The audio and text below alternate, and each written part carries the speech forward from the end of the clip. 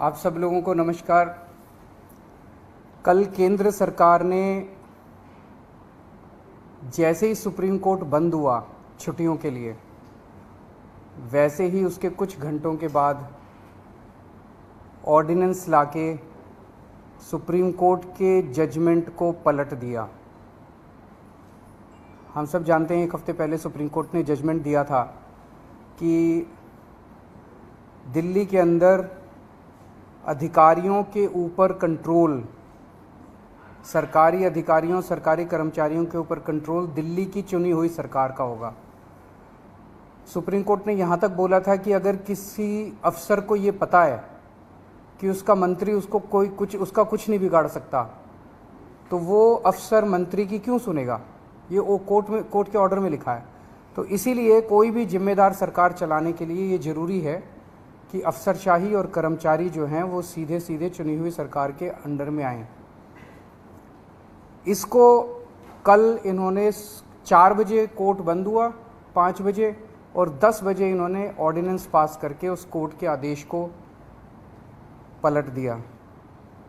जिस दिन आदेश आया था उसके अगले दिन इन लोगों ने सोच लिया था कि ऑर्डिनेंस लाके इस आदेश को पलटना है, क्योंकि अगर हम सीक्वेंस ऑफ इवेंट्स देखें, जजमेंट आने के और उसको पलटने के बीच में 8 दिन हैं।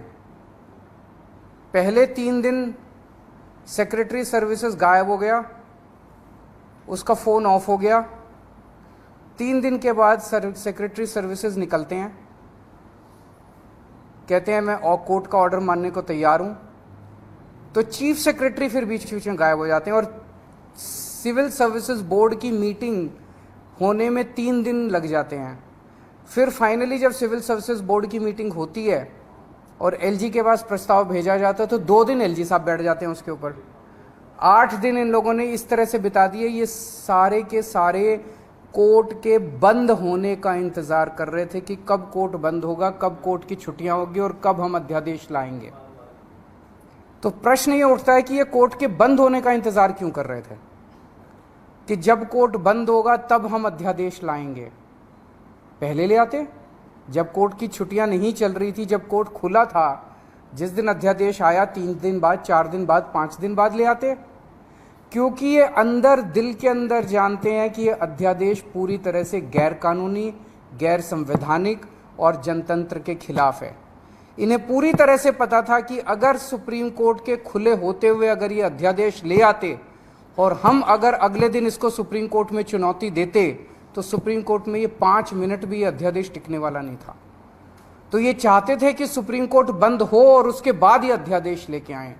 अंदर खाने ये भी जानते हैं कि ये अध्यादेश 5 मिनट भी टिकने वाला नहीं है। तो क्या इस अध्यादेश की लाइफ केवल 1.25 महीने की है जब तक सुप्रीम कोर्ट बंद है? 1 जुलाई को सुप्रीम कोर्ट खुलेगा, हम इसको चैलेंज करेंगे सुप्रीम कोर्ट के अंदर और फिर सुप्रीम कोर्ट, हम जानते हैं कि ये भी जानते हैं, अंदर खाने ये भी जानते हैं कि इस अध्यादेश का क्या होगा। तो क्या ये अध्यादेश केवल इस 1.25 महीने की छुट्टियों के लिए लाया गया है? आज मैंने आप ही लोगों के चैनलों पे देखा कि ये कह रहे हैं कि हम इन्होंने रिव्यू पिटीशन फाइल कर दी है, किसी ने कॉपी भी भेजी है, शायद कर दी है या करने वाले हैं, कर दी है। रिव्यू पिटीशन का क्या मतलब रह गया? जब ऑर्डिनेंस लाके इन्होंने पूरे के पूरे जजमेंट को खत्म कर दिया तो जो जजमेंट ही नहीं बचा उसका रिव्यू का कैसा? तो रिव्यू पिटीशन तो तभी मेंटेनेबल होगी जब अध्यादेश को वापस लिया जाएगा रिव्यू पिटीशन की हियरिंग के पहले। तो ये क्या ये इंडिकेशन है कि जैसे ही सुप्रीम कोर्ट खुलेगा इस अध्यादेश को वापस ले लिया जाएगा? नहीं तो रिव्यू पिटीशन का मतलब ही नहीं है। जज तो यही कहेंगे कि भाई तुमने तो सारा हमारा जजमेंट खत्म कर दिया, तो रिव्यू पिटीशन किस बात की है? रिव्यू पिटीशन तो कुछ है ही नहीं। तो ऐसा लगता है कि ये केवल एक भद्दा मजाक किया गया है जनतंत्र के खिलाफ, देश के लोगों के साथ, दिल्ली के 2 करोड़ लोगों के साथ।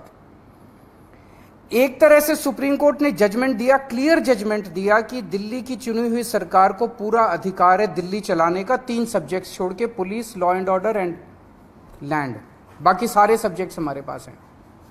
उस जजमेंट को 1 हफ्ते के अंदर ये अध्यादेश लाके अगर ये टर्न डाउन कर देते हैं तो ये आम आदमी पार्टी तो बहुत छोटी सी पार्टी है, हम तो बहुत छोटे लोग हैं। ये तो सीधे सीधे केंद्र सरकार सुप्रीम कोर्ट को चुनौती दे रही है